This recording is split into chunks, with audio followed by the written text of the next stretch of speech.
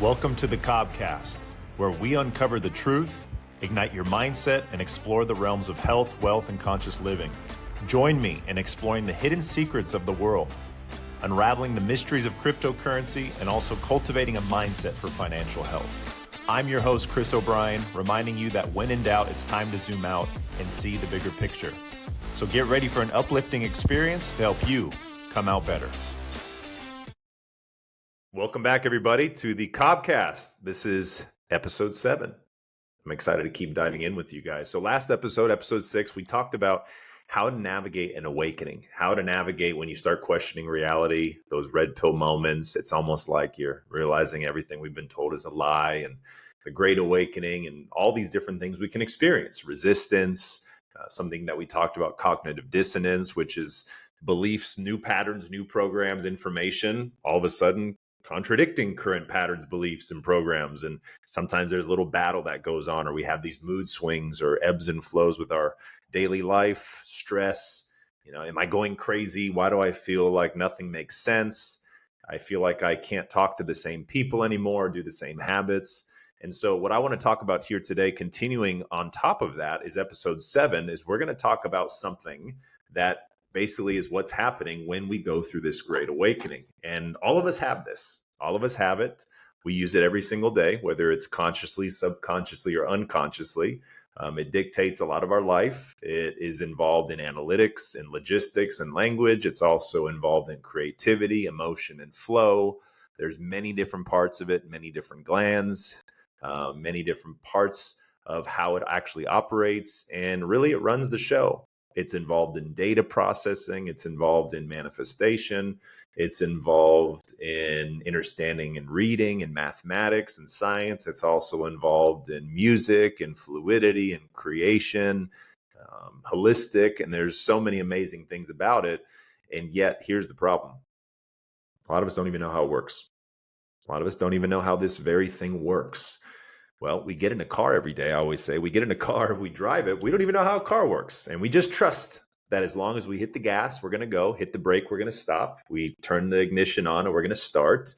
We turn to the right, we turn right, turn left, we turn left. Wouldn't it be amazing if we actually knew how the car worked? But we have trust. We have faith in the car getting us from A to B. Well, here's the issue. A lot of us have faith and trust in something called the human brain that I have right here. Not a real brain, but the human brain, which I'll take out of this little makeshift skull. I really get nerded out. I really geek on this stuff because it's fascinating. And isn't it crazy to think that this right here in my hand, like literally right here, that's in all of us. This runs the show. The prefrontal cortex, the right brain, the left brain, the corpus callosum, the hippocampus, the hypothalamus, the pineal pituitary gland. Now, as much as I want to dive into the whole brain today, we'd be here for about 50 more episodes. And there's a lot of great tools out there to learn about how your brain works. But what happens is people skip learning how their brain works, and they keep wondering why bad things keep happening. They wonder why their loops keep happening. Their negative thought patterns keep manifesting. Their emotions keep playing on repeat. The same words that they speak day in and day out. We're beings of habit and routine and repetition.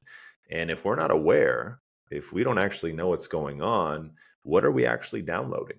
What is our brain actually full of? Is our brain dehydrated? Is our brain full of mucus and heavy metals and acid? Is there low Wi-Fi signal? I mean, if you look at your phone right now, many of you have a smartphone or looking at me through a phone or for your laptop. How many Wi-Fi bars, how many service bars do you guys have? We freak out when our service gets low.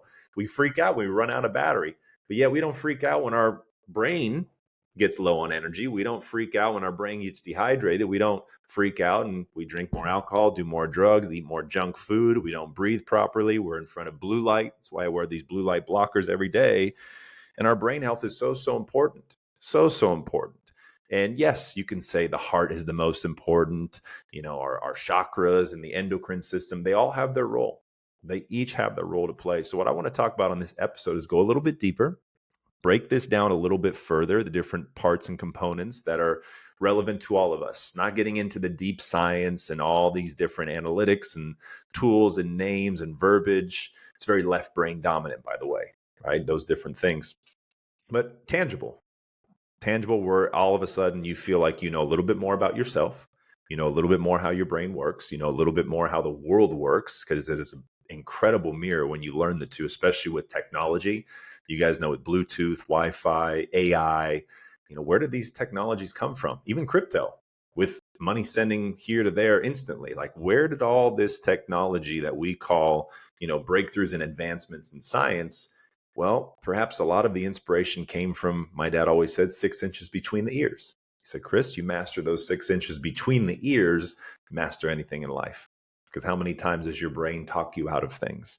How many times does your brain keep rambling and rambling and rambling and rambling, and you just can't seem to shut it off? And the only way to shut it off or change it is go binge watch something, go gorge something, go distract or stimulate, go watch a certain movie, go to things you shouldn't be seeing online, go drink certain liquids. You guys get what I'm saying. And you could do whatever you want. This is your life. This is your brain. This is your future, your past, and your present. There is no one way to do everything. That's what's so unique about life. Yet what we can do is, when we're in those doubts, we can zoom out and learn a little bit more of how this works, how this can be on our team and work with us, not against us. Right? They say like the brain is the ultimate master, but it can also be the ultimate servant. It can either own you or you can own it. You can direct and guide what your brain is supposed to look for and find. So the first thing I want to start with is just realizing that this brain itself is the most complex, anatomical, information storing, timekeeping, ancestral piece of equipment that any human being in the universe, in my opinion, could ever have. This is what the world is after. This is what the Matrix, the Cabal, the evil entities, evil out there is looking to get in here, infiltrate it, scramble it up, disconnect you, overwhelm you, put you in one brain. So you have the left brain over here, keep you on one side, disconnected from the other side, which we're going to briefly talk about today, keep you stuck, keep you anxious, keep you living in the past so they can make sure to tell you that you're depressed, or keep you so focused on the next thing that you're so anxious now that you leave the present moment and now you're living in the future. But is there a way to be present? Well, reflecting on the past, seeing where we're going, being able to see the big picture and have vision, and always staying grounded and present the best you can. So we'll talk about that. So if you look at the brain here, the first thing I always love to point out, I ask a lot of people this: how many brains do we actually have? How many brains do we actually have? And for most people, they'll say 2 brains. And I'll say, okay, where's the other brain? Your gut. You've heard that before, right? And there's truth in that. Your gut is directly connected to the brain. There's something called a vagus nerve. It's a nerve that runs up from your small intestine, large intestine, the gastrointestinal area. It comes right up through your neck here, connects to your brain. It's the vagus nerve. And a lot of people, the vagus nerve is traumatized, or it's severed, or it's disconnected, or it's tangled, and all sorts of different things. So the vagus nerve is a big bridge, a wiring cord, just like everything else connected. And so what happens is our second brain, right, our second brain down in our gut, if we're eating junk food and processed food and shitty food, you're probably going to have junk thoughts. You're going to have thoughts you have to process a lot. And you're going to have shitty thoughts too. I don't meet too many people that are on a horrible diet and have good thoughts every day. Because here's the thing, guys, we have 50,000 plus thoughts a day. Can you imagine 50,000? Some of you have had 100 thoughts just listening to me for about 5 or 10 minutes. Your mind will be racing. And how do you know? Well, when you're sitting listening, are you able to stay focused? Or is there just this like these loops? Sometimes you hear songs on repeat. Sometimes you hear sentences, or you got yelled at, or you hear your partner or your kids yelling at you, and it just doesn't shut up.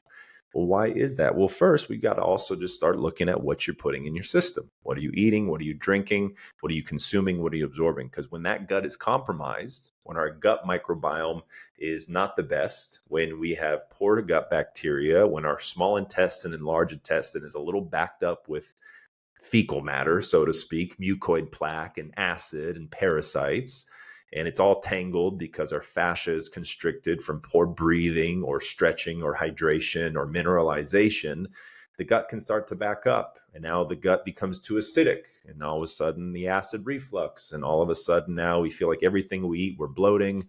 We're feeling like we're getting a rash. We can't think straight, and brain fog. So back to what we were saying, yes, the gut is another brain in a way. It's just also breaking down food at the same time. But that wasn't the point of it all. Then the point wasn't to discover that there are two brains. The point was that there is actually more than one brain here. Now, if you look at this, and I love that we're having video, if you look at this image of this brain, what do you see right down the middle? There's a line. Now, wait a minute. And if I were to show the line right in the front, look. So do we actually have a brain? Or do we have one brain, two brains? Well, what has the world told us? Well, you have something called the left hemisphere and the right hemisphere. But what if I were to say that language is incorrect?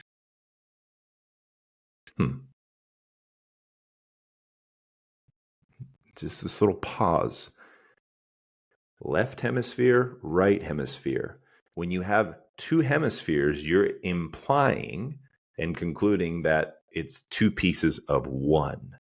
However, an anatomy shows, and I will show you here as well, there is no one brain. And this was my eye-opening moment when I learned this. There are two brains, and those two brains are connected. Those two brains are connected, and they are held together inside. If I were to slice it right down the middle, as you guys can see that space, right down the middle, okay? And inside this number 8 right here, if you guys can see, it kind of looks like an ear. You guys see that right here? Not the pituitary or pineal gland, but right here, it's almost like I can put this brain right up to my ear, and it looks like an ear that allows you to hear. This piece right here is called the corpus callosum. Corpus callosum. And it is the bridge which connects both the left brain and the right brain. Isn't that crazy? I'm just letting you sit with that for a minute, because our whole life we've been told left hemisphere, right hemisphere. We've been lied to again. We're having our awakening moment. So the left brain is more responsible for thought, math, science, analytics, the details, wording, language, sentences, straight lines, linear time. It's very kind of scientific, kind of like the world we live in. Have you guys ever noticed when you're out in the city, all you see are straight lines? You ever notice that? Watch the next time, even look up. You're probably listening to me on this live or podcast or your phone or laptop. Look up, look around. You'll start seeing in buildings, in schools, in offices, playgrounds, restaurants, parking, like cars, most of our world around us are straight lines. And that what keeps us in our left brain. Now, if you go in nature, how many straight lines do you have? How many squares do you see actually in nature? You don't. And that's why when you're in nature, you now are in the right brain. And the right brain is more responsible for like the holistic approach, the zoomed out lens, the all past, present, future at once, the moment, the emotions, the music, the flow, sound, nature, expression, creativity. Some will call it the feminine in a way, and some may say the left brain is the masculine in the way. And what this right brain does, it has no time frame. There's not really words to explain it. It's more frequency that explains it. And so if you think about it, our left brain is like our man brain, tiny. It's like when we're trying to control everything. Anyone here a multitasker? Anyone here that likes to try to solve every problem? Like you're trying to fix the Federal Reserve from printing money and you're literally thinking over and over about it, but nothing happens. Or you're trying to fix your relationship, make sure your kids are on time at school, trying to control what the principal says, making sure you memorize the recipe for dinner. And also you're thinking about going to the gym, but now you're not going anymore. And it's like nothing happens for 20 or 30 minutes and you're exhausted. Why does that happen? Anyone ever feel that before? You think so much to exhaustion. You think your way just to brain fog, or you think your way to anxiety, you think your way to ADHD, or all these other terms that they give us when really we could be stuck in our left brain. But when we go into the right brain, man, it's like you're in a daydream state. It's like time doesn't exist. It's like, wow, we just hiked for 5 hours. It felt like 10 minutes. Where did time go? It's like, wow, that was amazing. Like I'm in my body. I'm not trying to control things. Like the mind is quiet. I can feel the music in my body. I can sense my senses, like I'm just present and aware. I've got these ideas that are streaming in. I don't even know where they're coming from. I'm getting downloads and drops. You guys ever hear that? Download. I'm getting downloads. But no one asks, how is that happening? How does that happen? And it fascinates me because the why is impeccable. I mean, why are we doing this? Why do you listen to that? The why is quite a question. The most interesting question, I think, is how. How do things actually work in this world? How does our brain work? How can we effectively communicate better internally, which allows us to communicate better externally? Because we know we have 50,000 plus thoughts, give or take. We know we speak 20, 30,000 words a day, give or take, maybe 10,000, depends how chatty some of us are out loud or in our head. We breathe over 20,000 times a day. Yet, why do we focus only on food? Why do we only focus on nutrition and exercise and supplements and regimens and detoxes? Nature is great. Hydration is a must. That'll be for another episode. That's one deep one to talk about how important that is for everything we're talking on here. But when you think about it, it's like we're ignoring the most important things that we do, the most consistently we do day in and day out, and the highest volume that we do them.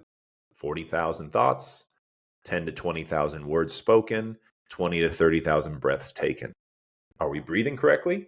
Are you speaking life? And what thoughts do you have? Can you imagine if you got your thoughts right or better or improved or positive, at least half of them, and your breathing patterns were better? You started breathing through your nose. You started sleeping correctly. You started taking some conscious breaths. And then the words that you speak out loud are life-giving. They give positivity. They create action. They speak on what is happening, not what isn't. It's focused on the now and it's focused on what we're creating. But yet we overlook these things. We overlook the aspects of them and how they can help us and how we can use it to our advantage. And we look at things we do once a day or twice or 3 times a day, like eat or work out once a day, maybe a couple times a week. And we're so fixated on it.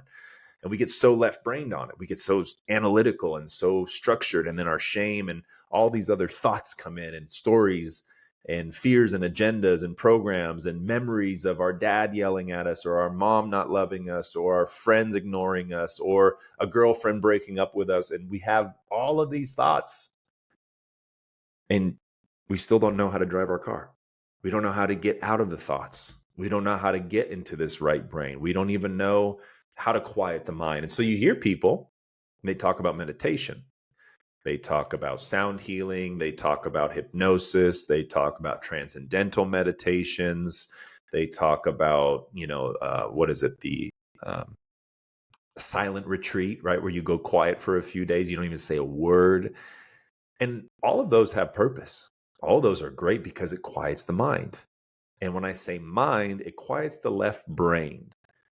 A lot of people like Joe Dispenza, these people will talk about getting your mind right. Well, he has to change that wording. We don't have one mind. We have two. We have actually multiple. He's got to say, we got to get the left brain right. We got to get the right brain right. And we got the left and the right brain in unison through the corpus callosum. When people start learning this truth, things could change rapidly. And you may not need your gurus anymore, your saviors, the people you put on pedestals, the people that come and save and do all your work and do the problems for you. You're here to do that. You can learn the basics. You can master this inner peace. You can get right with God, and you could get back in balance with your right and your left brain. And so it's a fascinating topic. And like I said, there's so much to go deep on the brain itself. Yet at the end of the day, I think for most of us listening to this podcast here, right now live, wherever you are, whatever day it is, whatever time it is, or whatever you're experiencing in your life, I feel like most of us, one or two things. One, is most of us would love to have a less chatty mind. Most of us would love to have a quieter mind. Or two, most of us just don't mind a loud mind. We just want to make sure it's speaking life, that it's positive, that it's showing love, that it's cheering for us, that it's supporting us, telling us, hey, you got this, you can do this. Hey, I know they don't believe you. Guess what? We believe in you. I believe in you. Whoever we and I is. However, many of us are just thinking that, oh, I don't want to bug them. Or, oh, I can't do that. Oh, that's too much for me. And you could feel it. It's like you can say certain words out loud and feel it in your body. And what happens is we get addicted to these things. We get addicted to the hormones, of the chemicals that keep flooding our bloodstream when we're in lack, when we're in fear, when we're in doubt, in pain, in frustration, in scarcity, in greed, in shame, in envy, all these different things. And what will happen is our left brain will put a story to it. And now that story becomes embedded and we repeat the story over and over and over, and it drives us freaking crazy. When really we want to come out of that better. We want to get back with the right brain better. And the way we get to that right brain is through the corpus callosum, which right here, like I said, and if you actually go online and look, there's this like right here. It's kind of hard to see if I put them really close, right? These two brains aren't touching, but there's a piece right in the middle that bridges the left and the right brain. And that's what's called the corpus callosum. That's allowing information to go from the left brain to the right brain. And it's very, very important because most people aren't aware they have this in their brain, let alone is it active, strong, and able to transmit information back and forth. So, what other aspects of the brain are there? That was just the basic anatomy and structure overall. And I always find it interesting that people talk about their lineage and their ancestors. And when you think about it, how were we born, right? Our parents had us. How did they have us? We were conceived. And what happens when conception occurs? You have a sperm and an egg. Whenever you look at a sperm anatomy again, what does it look like? What does a sperm actually look like? Some will say like a little tadpole, right? Well, to me, a sperm looks like your brain and your spinal cord. Your brain and a spinal cord just shrunk down so tiny, and there's millions of them. And it's like you take your brain, your father took his brain and his spinal cord, right, which has all the nerve endings, the tree of life, or the spine, which holds everything upright and completes everything together. You see it in movies when you take the brain out or the spinal cord is severed, like that's it. That's your main system. That is your power structure. And it's interesting, right? Because when you look at it and you see it, you can't unsee it. And in order for my parents to have Chris, my father and mother came together, conceived, had a baby, named it Chris. But now, whose brain is this? Is this passed down? Was my father able to pass down his genetic information, his DNA, his code, his patterns, programs, even traumas, and things that has gone on him and his DNA through epigenetics, and passed it on to me? And his father did that with him. And my grandfather's father, and we go all the way back. So in a way, if you're still with me on this, in a way, the brain that I have, could it be the same brain as my grandfather from 500 years ago? Whoa. The brain you have today, could it be the blending of your mom and your father's brain, and then their parents' brain and their parents' brain coming together to conceive, to pass on the data and the information, the DNA and the coding that allows you to heal wounds, to grow hair, to grow fingernails, to digest food, to contract muscles, to breathe air, to beat your heart, to get lymph moving, to cellular respirate, all the things that the human body does. Nature makes no mistake until man got involved. Nature makes no mistake. God makes no mistake. We are the perfect divine being. And isn't it interesting how we are conceived? And that the shape of the very thing that goes into the egg, the one out of the millions that make it, remember there's that one egg, that one sperm cell that able to get into it, that one brain with the right program was able to get in to match. And now here you are, and here I am. Brain is such an amazing thing. And it's one of my favorite topics to learn about, because the more I learn about how my brain works, the more I learn about the world works, the more I can function better, optimize better, work better, focus better, talk better, listen better. visualize, create better, listen better, speak better. We all want to be better at these things, or at least I hope you do. If not, this podcast isn't for you because we're coming out better each time. And so now on the next parts of the brain, which we talked about in episode 6, we have a couple different minds, right? Now let's go into the metaphysical aspect. So we have the conscious mind, and then we have the subconscious, and then the unconscious mind. 95% of our life is run by the subconscious mind, meaning things that you picked up for your first 7 years of your life. So a lot of people that have childhood trauma early on and they don't have much memory of it, you will start to see that most of these people will become murderers, they'll become criminals, they'll become gangsters, they could become sociopaths, narcissists, they can become, people that are trying to hurt people, nefarious agendas, or people that are just cranky, stubborn, upset, angry at everything. I don't know.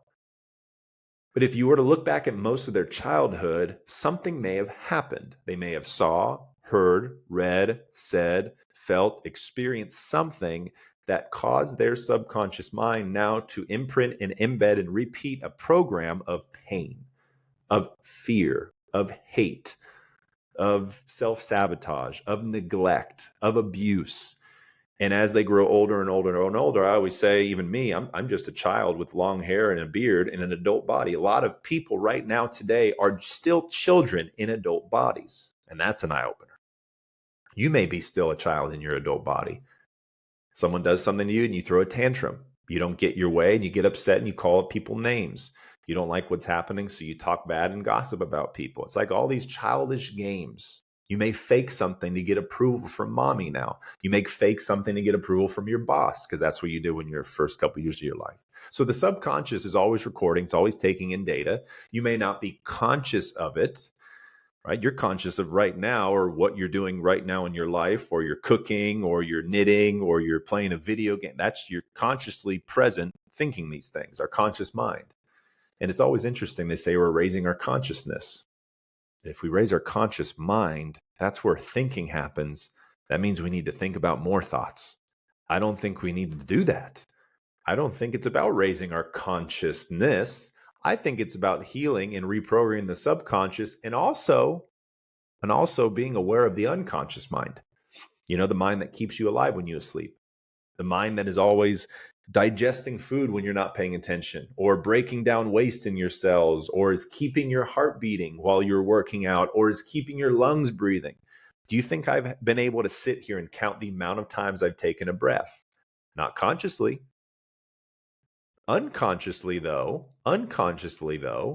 my unconscious mind is making sure to keep me alive. In a way, well, just with that example, I always think, is that the God mind? Is that the God mind? Where there is no thought, there is no program, there is no, there is no blocks in the way, there is no white noise or disturbed frequency. It's just something to think about, pun intended. It's something to feel about, the unconscious mind. And so a lot of us, we work so super hard. We build a business, we try to go do this, we try to go do that, and yet nothing happens. And we work harder and we think more and we try to control more. We try to do more. Yet in the background, right behind me, are a set of programs and algorithms that are running that say, I don't have enough. It's not good enough. I'm not good enough. It's too difficult. No one's going to buy this. I'm not consciously thinking. Remember, I'm sending message. Hey guys, I'm excited. A lot of you are interested, blah, blah, blah. In the background though, what's actually happening is no one's interested. No one's going to listen to me. I'm not good enough. I'm not worth it. And so when you catch the conscious and the subconscious mind conflicting itself, you now caught what I call the boogeyman. You caught the boogeyman. You caught the very thing that's in your way.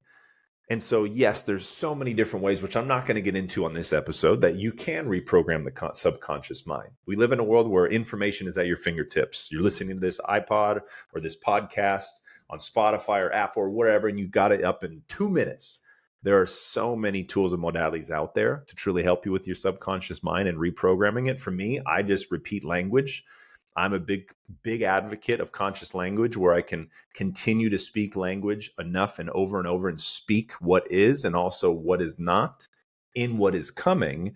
in a way that it will start overriding my programs. So conscious, subconscious, unconscious mind, we have the brain, which is the right and the left brain, the whole brain with the corpus callosum. And then the last thing, just for this episode about the brain too, just surface level, because we're going to go deeper later. I promise you, it's going to get good.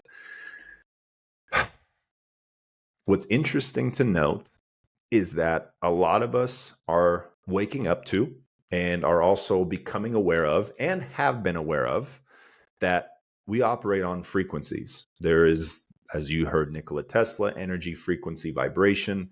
We operate on different frequencies. Now, the question is, how does our brain operate? And so our brain actually operates either in alpha brain waves, beta, theta, delta, or gamma.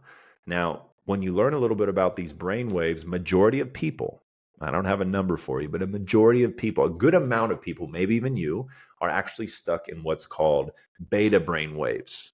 Okay. Beta brain waves, meaning there are a lot of thoughts happening. There's a lot of activity. It's like there's a lot of noise. There's a lot of go, go, go.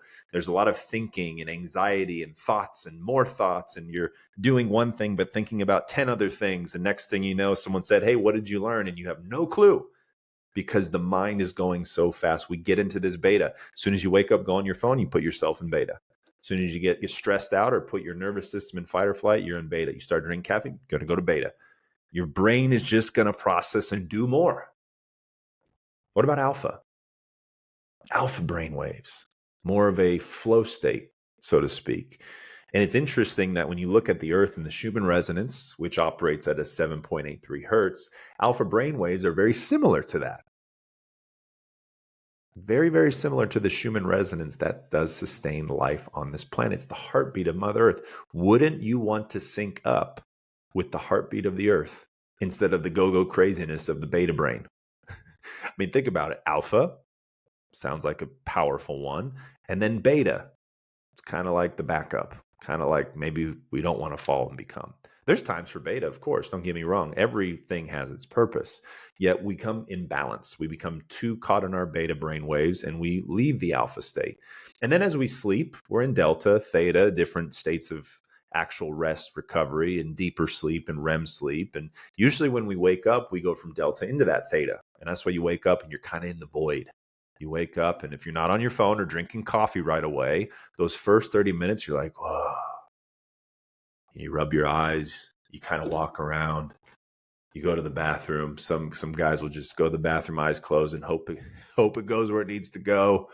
You just sit down and you start blinking, you move and you stretch. You're in this theta. Lo and behold, this is where a lot of creativity actually happens. A lot of insight, aha moments, downloads, and different things actually happen when you are in that brainwave state. So beta, alpha, delta, and gamma and theta are different things again. With the click of a button, you can simply look up yourself and look up different ways to get yourself in alpha. One of the best ways I like to do it, just to share here as we start wrapping this up, is alpha brainwave study music. I'll put on a little Mozart, you put on a little classical. And if you know anything about music, you know that they took 432 hertz and made it 433 or 442 hertz, or they've altered it just slightly to throw us in a different brainwave frequency. Can you imagine? That's why music is so healing, the certain kind of music. So find your ways to really tap into that experience. Again, the reason I talk about all this on this episode here as we wrap this up is because when you have an awakening, things start to change up here. They start to change how you see, how you perceive, how you talk, how you interact, what you see in the world, how you break down information. We start to see the world differently. And I always like this quote: you see the world as you are, not as it is. So what's going on in here?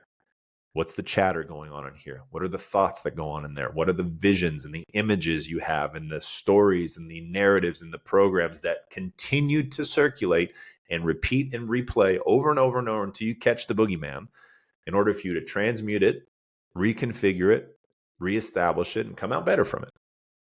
And now you learn a little bit more about the left brain, the right brain, corpus callosum. You learn a little bit more about how the conscious, unconscious, and subconscious mind. And now you got a little interest and a little introduction of the alpha, beta, delta, gamma, and theta brain waves. And that's just the tip of the iceberg. So I pray this was impactful.